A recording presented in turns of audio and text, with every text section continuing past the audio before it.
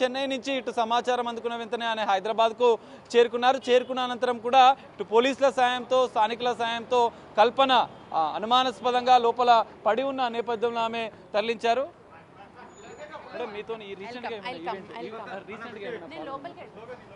So ఆమెకు సన్నిహితంగా ఉండే సింగర్స్ అయితే ఇప్పటికే చేరుకుంటున్న పరిస్థితి ఆసుపత్రి వద్దకి. ఇప్పటికే శ్రీకృష్ణతో పాటుగా సునీత పాటుగా గీతా మాధురి ఇప్పుడే చేరుకున్నారు.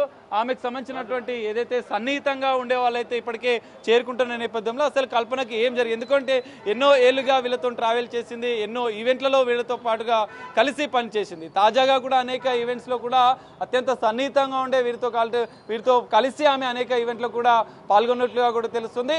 మరి వీరితో రీసెంట్గా ఏమైనా మాట్లాడిందా అనేది కూడా మనం చూడాల్సిన పరిస్థితి. ఇప్పటికే వైద్యులతో అత్యంత సన్నిహితంగా ఉండేటువంటి సింగర్స్ తోటి వాళ్ళు అంటే ఈవెంట్స్లో కూడా పాల్గొన్న నేపథ్యంలో వారు ఇప్పటికే సమాచారం అందుకొని ఆసుపత్రి వద్దకైతే చేరుకుంటున్నారు. ఆమె ఆరోగ్య పరిస్థితి పైన కూడా డాక్టర్లను అడిగి తెలుసుకుంటున్న పరిస్థితి కూడా మనకు కనిపిస్తుంది. అయితే ఓవైపు ఎమర్జెన్సీలో ఇంకా ట్రీట్మెంట్ అయితే కొనసాగుతున్న పరిస్థితి అయితే కనిపిస్తుంది.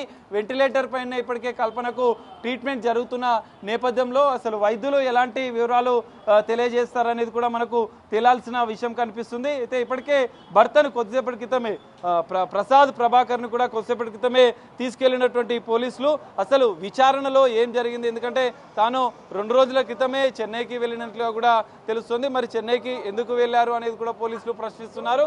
అయితే వెళ్తున్న సందర్భంలో మీ ఇద్దరి మధ్య ఏమైనా విభేదాలు జరిగాయా అనేది కూడా పోలీసులు అడుగుతున్న పరిస్థితి. విచారణలో కొన్ని ప్రశ్నలు కూడా వేసిన సందర్భంలో ఆయనే జనరల్గా తాను ఎందుకు వెళ్ళాడనేది కూడా పోలీసులకు వివరించారు. పోలీసులు అయితే ఇంకా ప్రాథమికంగా కూడా ఎలాంటి వివరాలు అధికారికంగా వెల్లడించలేదు. ఇటు ఆసుపత్రి వర్గాలు కూడా ఎమర్జెన్సీలో చికిత్స అందిస్తున్న నేపథ్యంలో మొత్తం ఒక క్లారిటీ వచ్చిన అనంతరం కూడా, ఎందుకంటే ఆమె రెగ్యులర్గా తీసుకునే మెడిసిన్తో పాటుగా ఇంకా ఎలాంటి ఆరోగ్య సమస్యలు ఉన్నాయి, ఆమె ఆత్మహత్య యత్నమే చేసుకుందా లేదంటే రెగ్యులర్గా తీసుకునే మెడిసినే ఎక్కువ డోస్ తీసుకుందా అనేది, ఎందుకంటే కొద్దిసేపటి క్రితమే పోలీసులు కూడా చెప్పిన పరిస్థితి. ఆమె బెడ్ పైన రెగ్యులర్గా వాడే మెడిసిన్ మాత్రం మేము స్వాధీనం చేసుకున్నామని చెప్పి ఇటు పోలీసులు చెప్తున్న పరిస్థితి నేపథ్యంలో అసలు ఏం జరిగింది, ఆత్మహత్య యత్నమే చేసుకుంటే ఎందుకు, దానికి ప్రధాన కారణాలు ఏంటి అనేది కూడా తేలాల్సిన అంశం.